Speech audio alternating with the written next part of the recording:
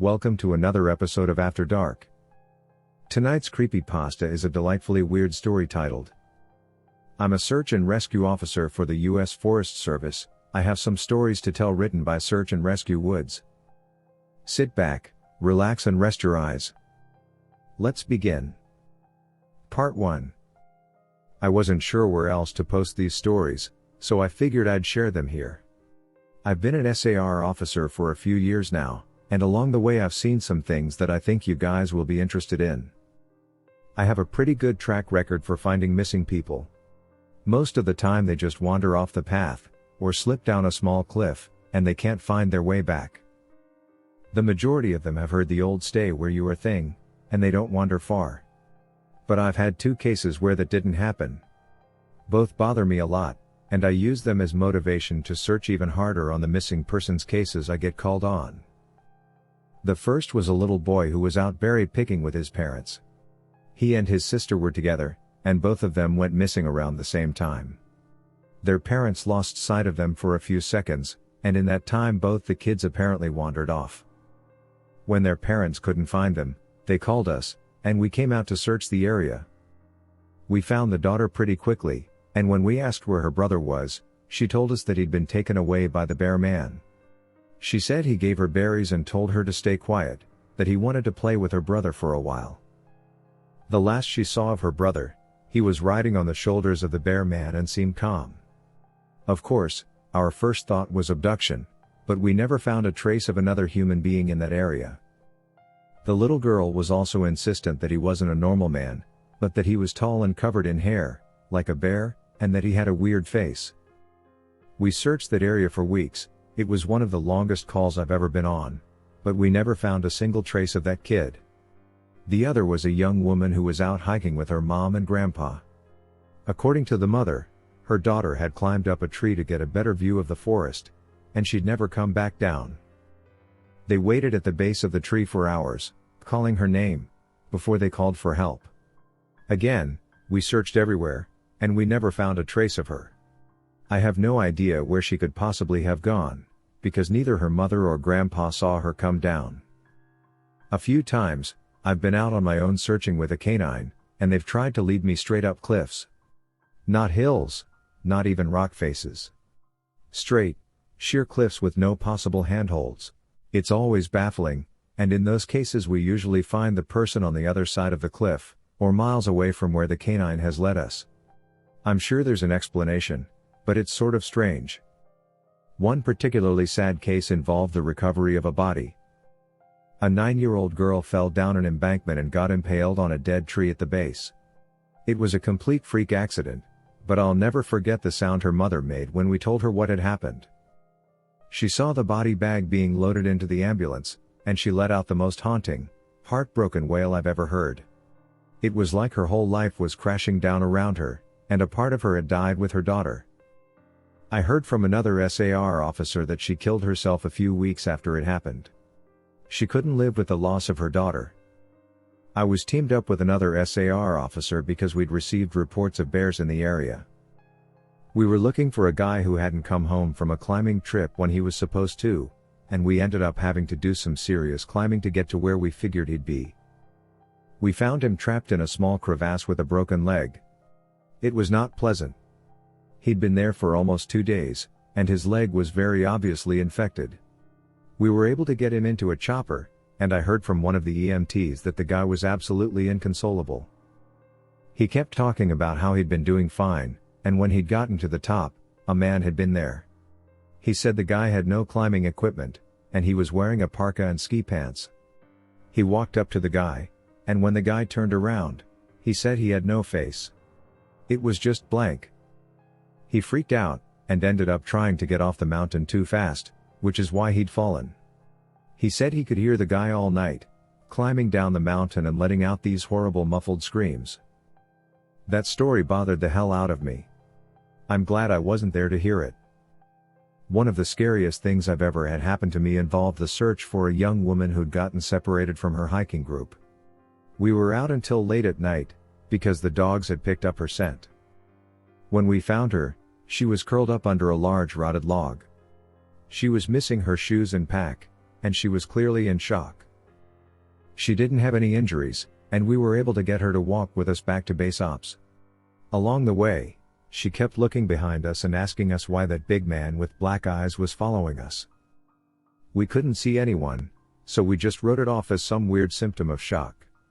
But the closer we got to base, the more agitated this woman got. She kept asking me to tell him to stop making faces at her. At one point she stopped and turned around and started yelling into the forest, saying that she wanted him to leave her alone. She wasn't going to go with him, she said, and she wouldn't give us to him. We finally got her to keep moving, but we started hearing these weird noises coming from all around us. It was almost like coughing, but more rhythmic and deeper. It was almost insect-like. I don't really know how else to describe it. When we were within sight of base ops, the woman turns to me, and her eyes are about as wide as I can imagine a human could open them. She touches my shoulder and says, "He says to tell you to speed up. He doesn't like looking at the scar on your neck." I have a very small scar on the base of my neck, but it's mostly hidden under my collar, and I have no idea how this woman saw it. Right after she said it, I heard that weird coughing right in my ear, and I just about jumped out of my skin. I hustled her to ops, trying not to show how freaked out I was, but I have to say I was really happy when we left the area that night. This is the last one I'll tell, and it's probably the weirdest story I have. Now, I don't know if this is true in every SAR unit, but in mine, it's sort of an unspoken, regular thing we run into. You can try asking about it with other SAR officers, but even if they know what you're talking about, they probably won't say anything about it. We've been told not to talk about it by our superiors, and at this point we've all gotten so used to it that it doesn't even seem weird anymore. On just about every case where we're really far into the wilderness, I'm talking 30 or 40 miles, at some point we'll find a staircase in the middle of the woods. It's almost like if you took the stairs in your house, cut them out, and put them in the forest. I asked about it the first time I saw some, and the other officer just told me not to worry about it, that it was normal. Everyone I asked said the same thing. I wanted to go check them out, but I was told, very emphatically, that I should never go near any of them. I just sort of ignore them now when I run into them because it happens so frequently. I have a lot more stories, and I suppose if anyone's interested, I'll tell some of them tomorrow. If anyone has any theories about the stairs, or if you've seen them too, let me know. Part 2. So I logged back on tonight and was blown away by the staggering amount of interest this seems to have generated. First off, I'll address a few things that you guys have brought up. There's been an overwhelming amount of people mentioning the similarity between some of my stories and those of David Paulide. I assure you I'm not trying to rip him off in any way, I've got nothing but respect for the guy. He's actually what inspired me to write this, because I can verify a lot of the things he talks about. We do have a lot of these strange missing persons cases, and most of the time they aren't solved. Either that, or we find them in places they have no business being. I personally haven't been on many calls like that, but I'll share a few that I've seen, and a story my friend told me that relates to this. There was a lot of feedback about the stairs, so I'll touch on that briefly here, and I'll also include a story. They come in a variety of shapes, sizes, styles, and conditions. Some are pretty dilapidated, just ruins, but others are brand new. I saw one set that looked like they came from a lighthouse. They were metal and spiral, almost old-fashioned. The stairs don't go up infinitely, or farther than I can see, but some sets are taller than others. Like I said before, just imagine the stairs in your house, as if someone cut and pasted them in the middle of nowhere. I don't have any pictures, it's never really occurred to me to try again after the first time, and I don't really feel like risking my job over it. I'll try again in the future, but I can't really promise anything. A few people expressed confusion about the guy who ran into the man with no face. Just to clarify, when the climber ascended and reached the top of this peak, he saw another man in a parka and ski pants. This was the man with no face. Sorry about the confusing wording of that story, I'll try to avoid that in the future. Alright, on to the news stories. As far as missing persons go, I'd say about half the calls I get are related to that. The others are rescue calls, people who fall down cliffs and hurt themselves, get injured by fire, You wouldn't believe how often this happens. Mostly drunk kids get bitten or stung by animals or insects. We're a tight team, and we have veterans who are excellent at finding signs of lost people. That's what makes these cases where we never find any trace of them so frustrating. One in particular was upsetting for all of us, because we did find a trace of them, but it just led to more questions than answers. An older man had been hiking alone on a well-established trail, but his wife called to say that he hadn't come home when he should have. Apparently he had a history of seizures, and she was worried that he hadn't taken his medication and had suffered one out on the trail. Before you ask, I have no idea why he thought it was okay to go out alone, or why she didn't go with him. I don't ask about that kind of thing because past a certain point, it really doesn't matter. Someone is missing, and it's my job to find them. We went out in a standard search formation, and it wasn't long before one of our vets found signs that the guy had gone off the trail. We grouped up and followed him, spreading out in a fan to make sure we were covering as much ground as possible. Suddenly, a call comes over the radio telling us to all head back to the vet's location, and we come right away, because this usually means the missing person is injured, and we need a full team to help get them out safely. We meet back up, and the vet is just standing at the base of a tree with his hands on the sides of his head. I ask my buddy what's going on, and he points up into the branches of this tree. I almost couldn't believe what I was seeing, but there's a walking stick dangling from a branch at least 30 feet off the ground. The little strap thing on the handle has been looped around the branch, and it's just hanging there. There's no way the guy could have tossed it up that far, and we don't see any other signs that he's still in the area. We call up into the tree, but it's obvious no one's in it. We're all just sort of left scratching our heads. We keep searching for the guy, but we never find him. We even bring our canines out, but they lose his scent long before this tree. Eventually, the search is called off, because there are other calls we have to attend to, and past a certain point there's not much we can do. The guy's wife called us every day for months, asking if we'd found her husband, and it was heartbreaking to hear her get more and more hopeless each time. I'm not sure why this call in particular was so upsetting, but I think it was just the sheer improbability of it. That and the questions that were raised. How the hell had this guy's cane ended up there? Did someone kill him and toss that up there as some weird trophy? We did our best to find him, but it was almost like a taunt. We still talk about that one from time to time. Missing kids are the most heartbreaking. Doesn't matter what circumstances they go missing under, it's never easy, and we always dread the ones we find deceased. It's not common, but it does happen. David Polide talks a lot about kids SAR teams find in places they shouldn't be, or couldn't be. I can honestly say I've heard about this kind of thing happening more than I've seen it, but I'll share one of the ones that I think about a lot that I witnessed personally. A mother and her 3 kids were out for a picnic in an area of the park that has a small lake. One is 6, one is 5, and the other is about 3. She's watching them all really closely, and according to her, she never lets them out of her sight at any time. She never saw anyone else in the area either, which is important. She packs their stuff up and they start to head back to the parking area. Now, this lake is only about 2 miles into the woods, and it's on a very clearly established trail.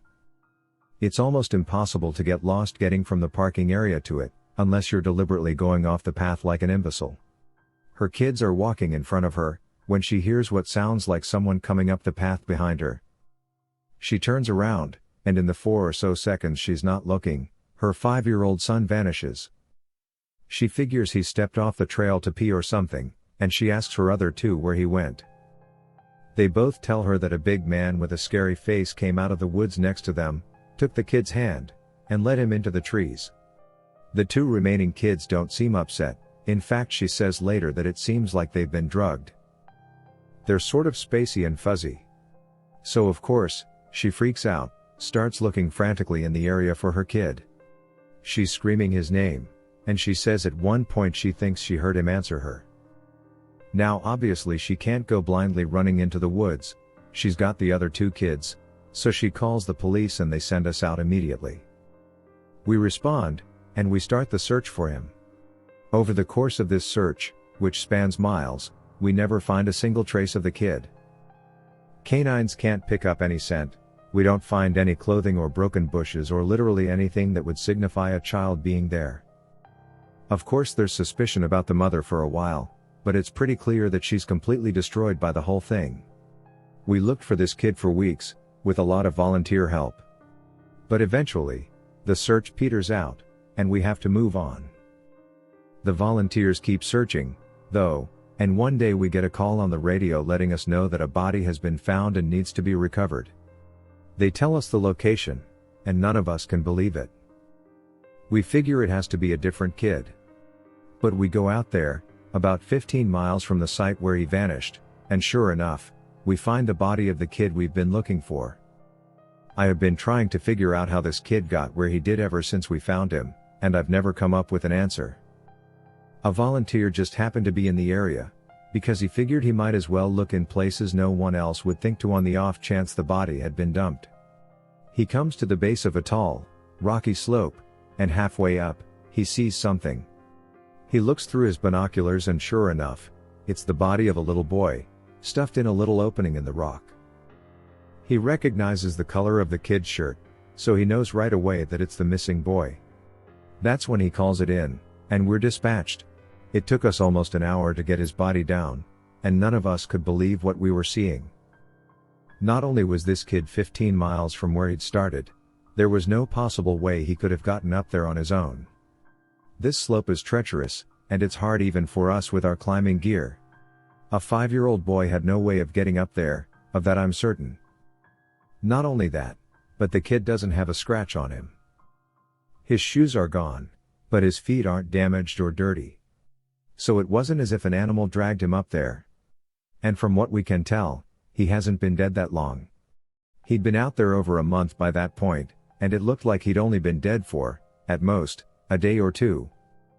The whole thing was unbelievably strange, and was one of the most disconcerting calls I've ever been on. We found out later that the coroner determined the kid had died from exposure. He'd frozen to death, probably late at night 2 days before we found him. There were no suspects, and no answers. To date, it's one of the weirdest things I've ever seen. One of my first jobs as a trainee was a search op for a 4-year-old kid that had gotten separated from his mom. This was one of those cases where we knew we were gonna find him because the dogs were on a strong scent trail, and we saw clear signs that he was in the area. We ended up finding him in a berry patch about half a mile from where he'd been last seen. Kid wasn't even aware that he'd wandered that far. One of the vets brought him back, which I was glad for because I'm really not good with kids, and I find it hard to talk to them and keep them company. As my trainer and I are headed back, she decides to take me on a detour to show me one of the hot spots where we tend to find missing people. It's a natural dip in the land near a popular trail, and people will usually move downhill because it's easier. We hike out there, it's a few miles away, and we get there in about an hour or so. As we're walking around the area and she's pointing out places she's found people in the past, I see something in the distance. Now, this area we're in is about 8 miles from the main parking area, though there's back roads you can take to get closer if you don't want to hike that far. But we're on state protected land, which means there can't be any kind of commercial or residential development out here. The most you'll ever see is a fire tower or makeshift shelter that homeless people think they can get away with building. But I can see from here that whatever this thing is has straight edges, and if there's one thing you learn quickly, it's that nature rarely makes straight lines. I point it out, but she doesn't say anything. She just hangs back and lets me wander over and check it out. I get within about 20 feet of it, and all the hair on the back of my neck stands up. It's a staircase in the middle of the fucking woods. In the proper context, it would literally be the most benign thing ever. It's just a normal staircase, with beige carpet, and about 10 steps tall. But instead of being in a house, where it obviously should be, it's out here in the middle of the woods. The sides aren't carpeted, obviously, and I can see the wood it's made of. It's almost like a video game glitch, where the house has failed to load completely and the stairs are the only thing visible. I stand there, and it's like my brain is working overtime to try and make sense of what I'm seeing. My trainer comes and stands next to me, and she just stands there casually, looking at it as if it's the least interesting thing in the world. I ask her what the fuck this thing is doing here, and she just chuckles. Get used to it, rookie. You're gonna see a lot of them. I start to move closer, but she grabs my arm. Hard. I wouldn't do that, she said. Her voice is casual, but her grip is tight, and I just stand there looking at her. You are gonna see them all the time, but don't go near them. Don't touch them, don't go up them. Just ignore them. I start to ask her about it, but something in the way she's looking at me tells me that it's best if I don't. We end up moving on, and the subject doesn't come up again for the rest of my training. She was right, though. I'd say about every fifth call I go on, I end up running across a set of stairs. Sometimes they're relatively close to the path, maybe within 2 or 3 miles. Sometimes they're 20, 30 miles out, literally in the middle of nowhere, and I only find them during the broadest searches or training weekends. They're usually in good condition, but sometimes it looks like they've been out there for miles. All different kinds, all different sizes. The biggest I ever saw looked like they came out of a turn-of-the-century mansion, and were at least 10 feet wide, with steps leading up at least 15 or 20 feet. I've tried talking about it with people, but they just give me the same response my trainer did. It's normal. Don't worry about it, they're not a big deal, but don't go close to them or up them. When trainees ask me about it now, I give them the same response. I don't really know what else to tell them. I'm really hoping someday I get a better answer, but it hasn't happened yet. This is another one that was less spooky and more sad. A young man went missing late in winter, when realistically no one should be going that far out onto the trails. We close a lot of them, but some remain open year-round, unless there's a shitload of snow. We did an op for him, but we had about 6 feet of snow on the ground. It was an unusually heavy snow year, and we knew it wasn't likely that we'd find him until spring when the thaw came. Sure enough, when the first big thaw came, a hiker reported a body a little ways off the main trail. We found him at the base of a tree, in a pile of melted snow. I knew right away what had happened, and it scared the living shit out of me. Most of you who ski or snowboard, or spend any amount of time on a mountain, will probably have guessed too. When snow falls, it doesn't collect as thick in the areas beneath the branches. It happens most with fir trees, because they have a sort of closed umbrella shape. So what you end up with is a space around the base of a tree that's filled with a mixture of loose, powdery snow, air, and branches. They're called tree wells, and they're not immediately obvious if you don't know what you're looking for. We put up signs in the welcome center, big ones, letting people know how dangerous they are, but every year that we get an unusual amount of snow, at least one person doesn't read them, or doesn't take the warning seriously, and we find out about it in spring. My best guess is that this young man was hiking and got tired, or maybe a cramp from walking in the deep snow. He went to go sit at the base of the tree, not knowing that there was a tree well, and fell in. He got stuck with his feet up, and the surrounding snow caved in around him. Unable to free himself, he suffocated. It's called snow immersion suffocation, and it doesn't usually happen except in really deep snow. But if you get stuck in a weird position, like this guy did, even 6 feet of snow can be lethal. What scared me the most was imagining how he must have struggled. Upside down, in the freezing cold, he didn't die quickly. The snow would have formed a dense, heavy pile on top of him, and it would have been literally impossible to get out. As it got harder to breathe, he would have known what was happening. I can't even imagine what he was thinking in his last moments. A lot of my less outdoorsy friends want to know if I've ever seen the goat man while I've been out on calls. Unfortunately, or I guess fortunately, I've never had anything quite like that happen. I guess the closest was the whole black-eyed man thing, but I didn't see anything. However, there was one call where I had something kind of similar happen, but I'm not sure I'm willing to chalk it up to the goat man. We'd gotten a report that an older woman had fainted along one of the trails, and needed assistance getting back down to the main area. We hike up to where she's at, and her husband is just beside himself. He runs, well, I guess more jogs, to us, and tells us that he was a little ways off the trail looking at something when his wife starts screaming behind him. He runs back to her and she's passed out on the trail. We get her on a backboard, and as we're getting her down to the welcome center, she comes to and starts screaming again. I calm her down and ask her what happened.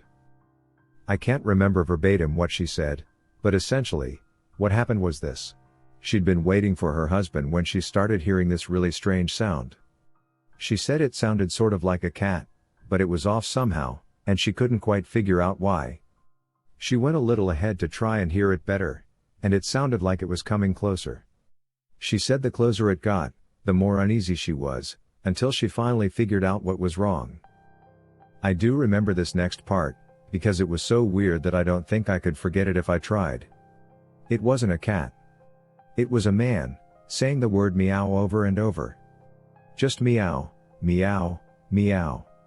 But it wasn't a man, it couldn't have been, because I've never heard a man make his voice buzz like that. I thought my hearing aid was going out, but it wasn't. I adjusted it and it still sounded all buzzy. It was awful.